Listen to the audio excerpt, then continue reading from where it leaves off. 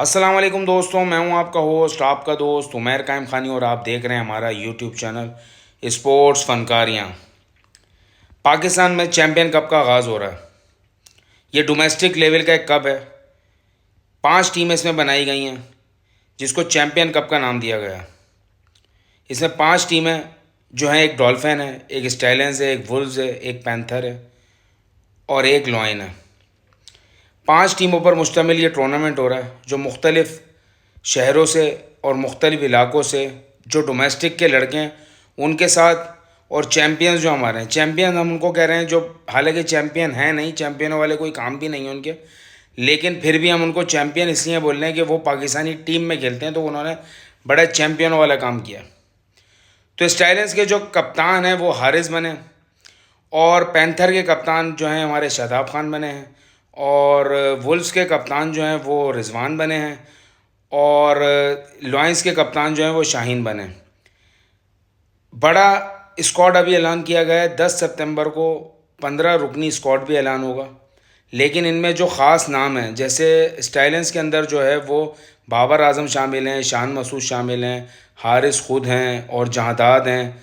इसी तरीके से डॉल्फिन में सरफराज हैं और सऊद शकील कप्तान हैं, और भी बड़े नाम हैं इसके अंदर। इस तरीके से पैंथर के अंदर जो हैं वो आपका शादाब खान खुद कप्तान हैं, साइम अयूब हैं, और रिजवान की टीम में जो हैं वो वुल्व्स के कप्तान हैं तो रिजवान के पास फ़खर जमान है।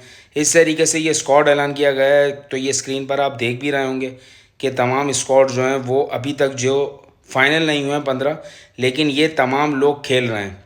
इसमें जो सबसे ज़्यादा मज़ा आने वाला है ना, वो भाई बाबर आजम के ऊपर ही फिर एक दफ़ा फोकस है सब लोगों का। और दूसरा जो मज़ा नहीं आएगा, वो मज़ा ये नहीं आएगा कि यार पाकिस्तान के सबसे बड़े चैम्पियन ने ना, जो पाकिस्तान के इस वक्त दौर हाजिर का सबसे बड़े चैम्पियन है, जिनको हम तो नहीं समझते, वो खुद से समझते हैं क्योंकि वो खुशफहमी में और अपने आप में बहुत बड़े हैं ना वो, तो उनके नज़दीक जो है उन्होंने खेलने से मना कर दिया था। अब पाकिस्तान का सबसे बड़ा चैम्पियन जो वो ख़ुद समझते हैं, अहमद शहजाद साहब, वो उन्होंने खेलने को मना कर दिया। उन्होंने बोला भाई मैं नहीं खेल रहा ऐसी कोई क्रिकेट जिसका फ़ायदा ना हो। लेकिन फ़ायदा नुकसान तो बात की बात है, लेकिन उन्होंने फ़िलहाल जो है ना वो चलना नहीं था तो जलील बहुत हो जाना था, क्योंकि जितने वो भाषण देते रहते हैं पीछे बैठ के और टीवी शोज़ में, और आजकल उनका अपना यूट्यूब चैनल भी है उस पर बैठ के ही बड़े बड़े भाषण देते रहते हैं। तो अगर उनको मौका मिलता तो वो भाई एक्सपोज हो जाते और उनकी वाट लग जाती, क्योंकि मुझे पता है और आप सब लोगों को ही पता है कि उनके सिर्फ भाषा नहीं है, खेलना मिलना तो उनको आता नहीं है। और उन्होंने जो पिछले साल डोमेस्टिक में परफॉर्मेंस दी थी उसी के बलबूते पे वो चलते रहते हैं। लेकिन एक्सपोज हो जाना था इसलिए उन्होंने माजरत ही कर ली। उन्होंने बोला यार मुझे ये भी नहीं खेलना, और ख़ुद साख्त उन्होंने बोल दिया मैंने चैम्पियंस ट्रॉफ़ी भी नहीं खेलनी। तो ये फ़िलहाल जो है वो पाकिस्तान चैम्पियन कप का स्क्वाड ऐलान हुआ है कि ये लोग भाई खेलेंगे, जिसमें कप्तानी जो है वो बाबर आजम की टीम की जो है वो हारिस कर रहे हैं। बाबर आजम उनकी कैप्टनसी में खेलेंगे। तो ये एक बड़ी न्यूज़ है कि भाई बाबर आजम जो है वो कप्तान नहीं है, और बाबर आजम ये चैम्पियन कप में भी किसी टीम के कप्तान नहीं है, जबकि रिजवान कप्तान हैं, शाहीन कप्तान हैं, और शादाब भी कप्तान हैं, और आपके सऊद शकील भी कप्तान हैं। ये 5 लोग कप्तान बने हैं अपनी अपनी टीमों के, और ये अपनी अपनी टीमों को रिप्रेजेंट भी करेंगे। सरफराज अहमद का मुझे अभी तक कंफर्म नहीं हुआ है कि उनको मेंटोर भी बनाया गया था कराची डॉल्फिन का, लेकिन वो टीम स्क्वाड में भी शामिल हैं। तो सरफराज के मामले में भी कन्फ्यूजन ये है कि यार उन्होंने करना क्या है, वो मेंटोर बनना है या खिलाड़ी बनना है, क्योंकि सरफराज अहमद साहब ने अभी तक रिटायरमेंट नहीं ली है। अगर ये चैम्पियन कप देखा जाए तो असल में उसके अंदर एक वाइस चैम्पियन सरफराज अहमद ही खेल रहे हैं, जिन्होंने पाकिस्तान को चैम्पियंस ट्रॉफ़ी जितवाई हुई है। तो ये बिलाशुबा सरफराज अहमद का ही कप है कि उन्होंने, तो असल चैम्पियन तो वही है कि जिन्होंने अभी तक हमें जो लास्ट टाइम जो हम एक कप बड़ा जीते हैं वो चैम्पियंस ट्रॉफ़ी का सरफराज अहमद की कप्तानी में ही जीते हैं। लेकिन सरफराज अहमद के मामले में अभी भी मैं आपको बताऊं ना कन्फ्यूजन है कि कुछ लोग बोलते हैं कि उनको क्रिकेट में कम से कम टेस्ट क्रिकेट में कप्तान बना दिया जाए, जो कि मैं भी काफ़ी इसके हक़ में हूँ कि टेस्ट क्रिकेट में वाकई में पाकिस्तान के जिस किस्म के हालात हैं उसमें एक समझदार और बुर्दबार कप्तान होना चाहिए जो टीम को वाकई में फ़िक्स कर दे और वाकई में ही वो टीम को लेकर चले।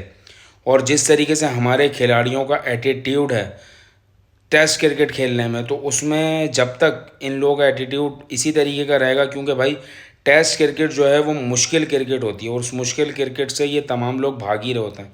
ये बोल रहे होते हैं कि यार इनको आदत पड़ गई है, ख़ास तौर पर हमारे बॉलर्स को तो 4-4 ओवर्स फेंकने की, इनको तो 50-50 ओवर्स भी समझ में नहीं आते, तो इनसे टेस्ट क्रिकेट से तो ये दूर ही भाग रहे होते हैं।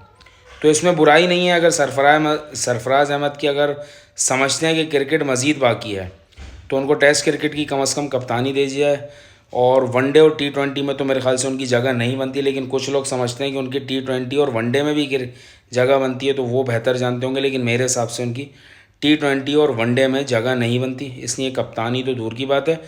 और मसला ये है कि भाई आपने कप्तान अगर तजर्बात ही करना है, जैसे मैं सरफराज अहमद को भी कप्तानी इसी वजह से बोल रहा हूँ कि आपने जिस बंदे को अभी कप्तान बनाया हुआ है शान मसूद को टेस्ट क्रिकेट का, तो उनकी अपनी उम्र भी कोई ऐसी नहीं है कि कोई वो ग्रोइंग एज में नहीं है कि मतलब वो आगे जाकर मज़ीद अच्छे कप्तान बन जाएंगे या उनके पास बड़ा टाइम है, तो उनकी भी एज काफ़ी है और 12-13 साल से वो क्रिकेट खेल रहे हैं। भले वो क्रिकेट उन्होंने कम खेली है, लेकिन जितनी भी क्रिकेट उन्होंने खेली है कोई ख़ास नहीं खेली है। तो सरफराज अहमद भी तकरीबन इतनी उम्र के ही हैं, 36-37 साल के। अगर उनको ये कैप्टेंसी दे दी जाए टेस्ट क्रिकेट की तो मुझे लगता है इसका फ़ायदा होगा पाकिस्तान को। और सुनने में तो अभी फ़िलहाल यही कि रिजवान को कैप्टेंसी मिलने के बहुत चांसेस हैं तीनों फॉर्मेट के, क्योंकि रिजवान की परफॉर्मेंस और रिजवान की जो क़यादत करने की सलाहियत है मुल्तान सुल्तान को देखते हुए बज़ाहिर ऐसा लगता है कि सरफराज अहमद की जगह रिजवान को कप्तान बना दिया जाएगा। चैम्पियंस कप में अब देखना ही होगा कि वनडे असल में है, ये 50-50 ओवर्स का मैचेस होंगे इसके अंदर। अब इसमें जो भी टीम खेलती है या खिलाड़ियों की परफॉर्मेंस जो होती है, ये चैम्पियंस ट्रॉफ़ी की एक तैयारी है, क्योंकि पाकिस्तान ने लास्ट वनडे जो खेला है वो इंग्लैंड से खेला है वर्ल्ड कप 2023 में। पाकिस्तान उसके बाद से वनडे नहीं खेला है। पाकिस्तानी टीम को T20 में भी परफॉर्मेंस कोई ख़ास तो नहीं है, लेकिन लंबी क्रिकेट खेलने की आदत कम पड़ चुकी है। पाकिस्तानी प्लेयर्स जितने खेल रहे हैं उन्होंने डोमेस्टिक भी नहीं खेली है और उन्होंने लंबी क्रिकेट तो खेल ही रहे हैं। टेस्ट मैच उनको भी मिले थे तो आपने हशर देखा है कि क्या हुआ। तो मैं उम्मीद यही करता हूँ कि ये जो कप है ये पाकिस्तानी टीम के लिए और पाकिस्तानी क्रिकेटर्स के लिए एक अच्छा टूर्नामेंट साबित होगा और वाकई में ही चैम्पियनों की तरह खेलेंगे, बुज़दिलों की तरह नहीं खेलेंगे। और हमें हमारी कोई टीम नहीं है, हमारे जितने लोग खेल रहे हैं वो किसी भी टीम में खेल रहे हैं, डॉल्फिन में खेल रहे हैं, लॉयंस में खेल रहे हैं, पैंथर में खेल रहे हैं, वुल्व्स में खेल रहे हैं, स्टाइलन्स में खेल रहे हैं, वो सब हमारे ही खिलाड़ी खेल रहे हैं। तो शहरों को और इनका सबका नाम ज़रूर दिया जाता है, लेकिन ये सब लोग हमारे ही हैं। जो अच्छा खेलेगा हम उसको सपोर्ट करेंगे और हम उस रवैये को तर्क करेंगे कि हम इसमें भी यही कोशिश कर रहे हो कि बस खिलाड़ियों को कोई नाकाम हो तो उसकी मट्टी पलीत करें और कोई चल जाए तो उसको बड़ा चढ़ाएं। कोशिश हमारी यही है कि हमारे जो क्रिकेटर्स टीम में खेलते हैं वो अपनी अपनी परफॉर्मेंस में वापस आ जाएं। और ख़ास तौर पे मैं दुआ कहूँगा अपने किंग बाबर आजम के लिए, जिनके क्रिकेट से मैं तो बड़ा मुतासिर हूँ और पूरी दुनिया ही बड़ी मुतासिर है।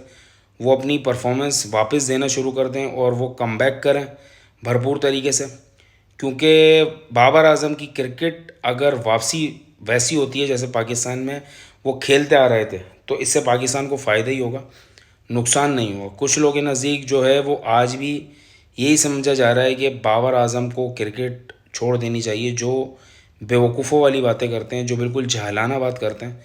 असल में उनको क्रिकेट से भी कोई ताल्लुक़ नहीं है उनका, और उनका बाबर आजम से जो बोझ है और बाबर आजम के मतलब मुझे नहीं पता वो किसके एम पर काम करते हैं। मतलब अगर कोई खिलाड़ी पाकिस्तान के लिए कुछ है, रिजवान है, बाबर है या कोई भी है, शादाब है, शाहीन है, वो अपनी अपनी परफॉर्मेंस वापस दें, वो हमारे स्टार्स हैं, वो चलें वापस। उनके ऊपर हमारी इन्वेस्टमेंट है, पीसीबी की इन्वेस्टमेंट है कि हमने एक बड़े खिलाड़ी तैयार किए थे, वो वापसी अपनी परफॉर्मेंस पर आएँ, वापसी यकजहती के साथ खेलें, वापसी अच्छे तरीके से खेलें। यही हम दुआ गो हैं। फ़िलहाल के लिए इतना ही था, चैम्पियंस कप के हवाले से आपको ख़बर देनी थी, वो दे दी। और मेरे प्रोग्राम को लाइक करें, सब्सक्राइब करें, ज़्यादा से ज़्यादा शेयर करें और अपनी दुआओं में याद रखिएगा। और फ़िलहाल के लिए इतना ही, मुझे इजाज़त दीजिए।